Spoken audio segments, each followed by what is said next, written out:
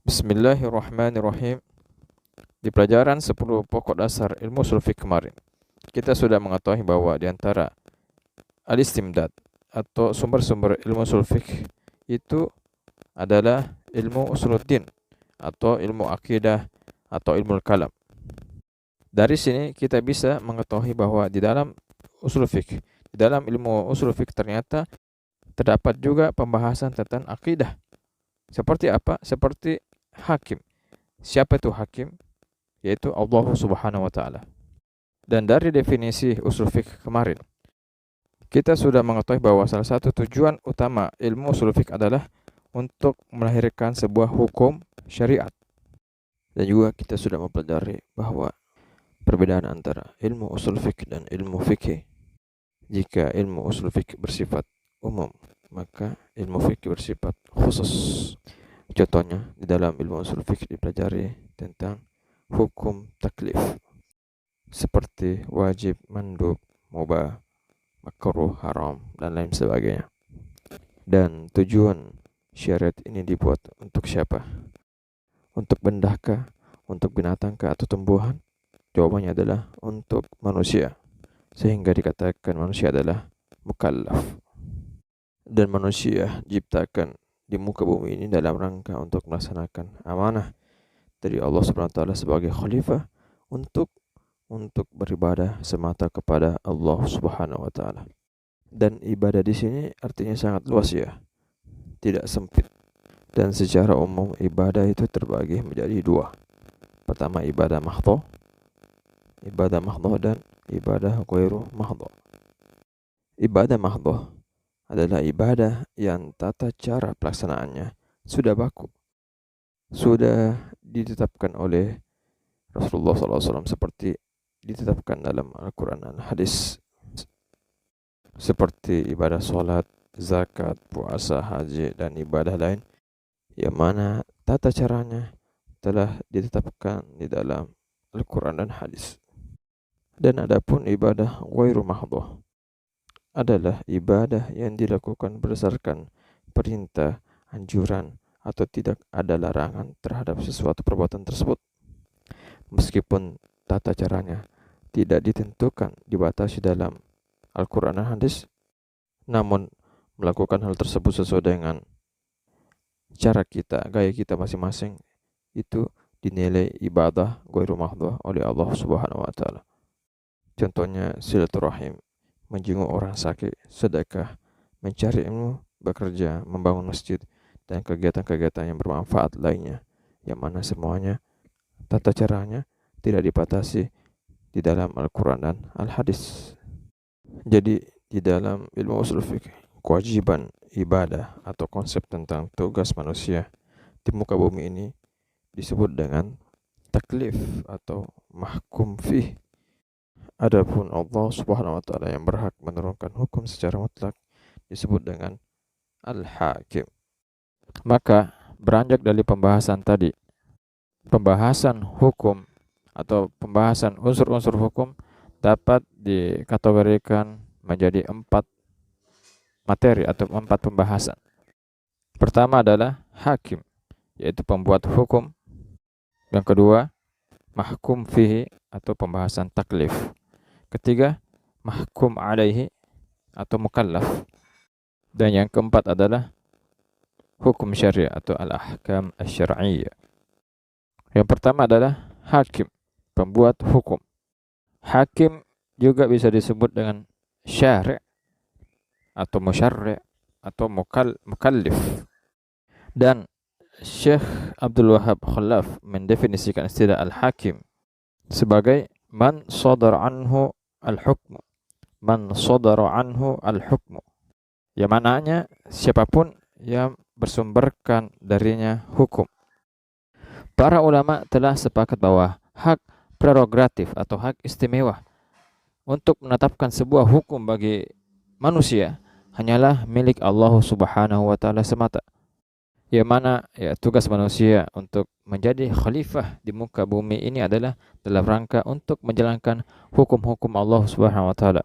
Seperti dalam beberapa firman yang berbunyi, wallahu yahkumu la mu'aqqiba li hukmih, dan Allah lah ia menetapkan hukum menurut kehendaknya, tidak ada yang dapat menolak ketetapannya.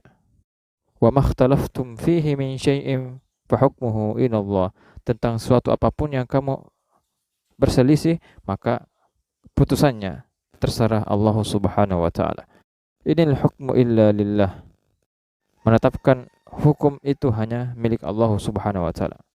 Namun meski demikian, bukan berarti manusia tidak memiliki peranan sama sekali dalam menetapkan sebuah hukum.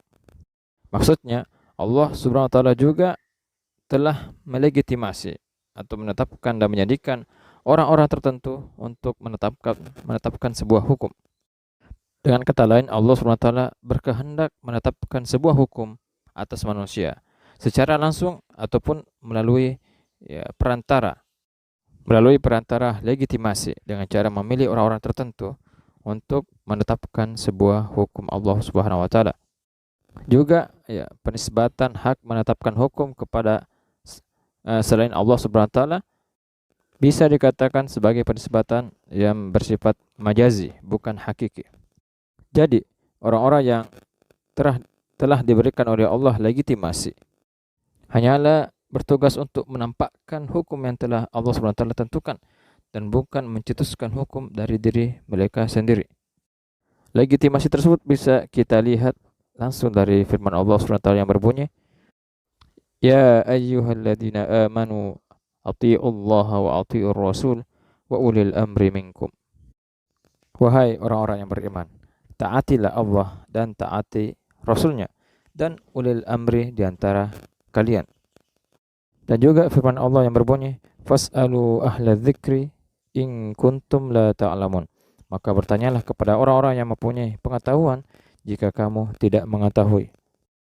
Maka dari itu ulama ahli sunnah wal jamaah meyakini bahwasanya memang secara hakiki hukum itu ada di tangan Allah Subhanahu wa taala, tetapi Allah juga memberikan legitimasi kepada beberapa sosok, di antaranya seperti baginda Rasulullah SAW dengan dalil Ati'ur Rasul. Yang kedua adalah para ulil amri, di antaranya para ulama-ulama. Dalilnya wa ulil amri minkum.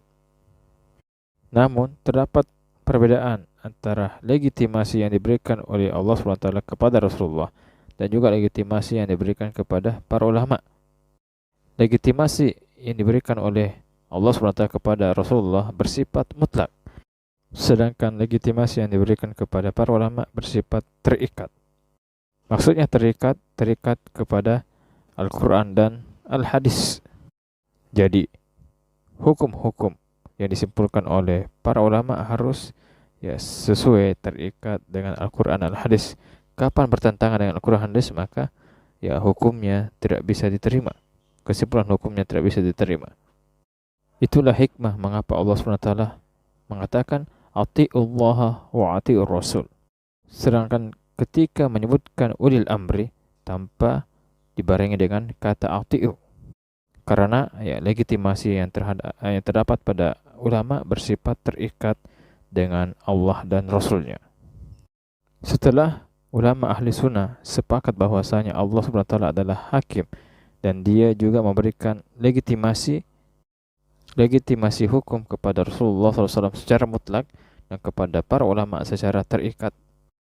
Namun terdapat perbedaan pendapat di antara para ulama tentang apakah hukum Allah SWT tidak bisa diketahui hanya lewat wahyu atau Rasul, ataukah bisa hukum Allah SWT diketahui dengan menggunakan akal pikiran manusia saja. Dan jikalau benar hukum Allah SWT bisa ditentukan melalui akal semata tanpa perantara wahyu, apakah hukum Allah bisa berakibat kepada pahala dan dosa, bisa menimbulkan pahala dan dosa? Untuk menjawab permasalahan ini, kita perlu memaparkan atau menyebutkan beberapa pendapat ulama dari beberapa golongan terkait permasalahan ini. Yang pertama adalah menurut Mu'tazilah.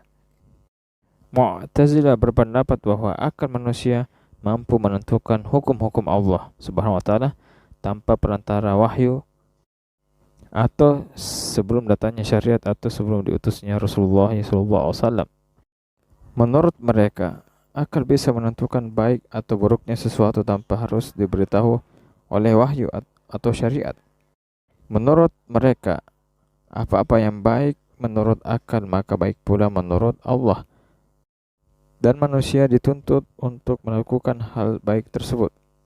Dan sebaliknya, jika sesuatu dipandang buruk oleh akal maka buruk pula bagi Allah SWT dan dia dituntut untuk meninggalkannya.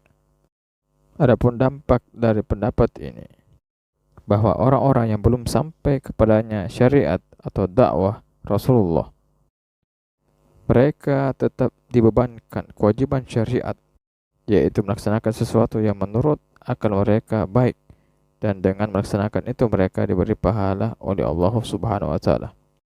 Pendapat yang kedua adalah pendapat para ulama Asy'ariyah yang mewakili golongan ahli sunnah wal jamaah. Adapun kata Asy'ariyah adalah nisbat dari ulama yang bernama Abu Hasan al-Asy'ari. Para ulama Asy'ariyah berpendapat bahwa akal dengan sendirinya tidak akan mampu mengetahui hukum-hukum Allah tanpa bantuan wahyu atau para Rasulullah SAW dalam kitab-kitabnya. Bagi mereka adalah yang disebut dengan kebaikan adalah sesuatu yang telah ditunjukkan oleh syariat bahwa hal itu memang baik, sementara kejelekan adalah sesuatu yang ditunjukkan oleh syariat bahwa hal itu memang jelek.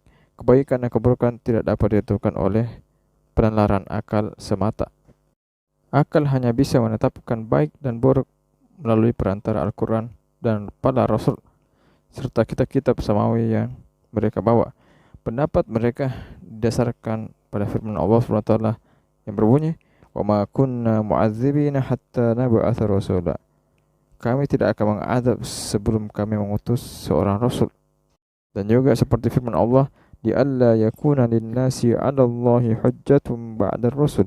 Agar supaya tidak ada alasan bagi manusia membantah kepada Allah SWT sesudah diutusnya para rasul-rasul itu. Dampak dari pendapat ini adalah tidak ada hukum bagi perbuatan-perbuatan hamba yang belum diutus kepadanya para rasul. Maka tidak ada hal-hal yang diwajibkan. Begitu juga tidak ada hal-hal yang diharamkan bagi mereka. Jika tidak ada hukum maka tidak ada taklif, pembebanan. Jika tidak ada taklif maka tidak ada juga yang namanya dosa, pahala dan balasan. Yang ketiga adalah ulama Maturidiyah, salah satu kelompok ahli sunnah wal jamaah juga. Pendapat ini berada pada pertengahan kedua pendapat tadi. Menurut ulama Maturidiyah, bahwa akal manusia mampu menentukan mana yang baik dan mana yang buruk pada sebagian besar perbuatan seorang hamba, berdasarkan dari sifat kebaikan dan kemudaratan yang dihasilkan dari suatu perbuatan. Namun dengan catatan, Allah tidak berkewajiban menetapkan suatu kebaikan yang dipandang baik oleh akal. Begitu juga sebaliknya, Allah tidak berkewajiban menetapkan suatu keburukan yang dipandang buruk oleh akal. Oleh karenanya, menurut pendapat ini, sebagus apapun sebuah akal pasti akan memiliki kekurangan, karena betapa banyak sesuatu yang ada di dunia ini tidak bisa dijangkau oleh akal pikiran manusia.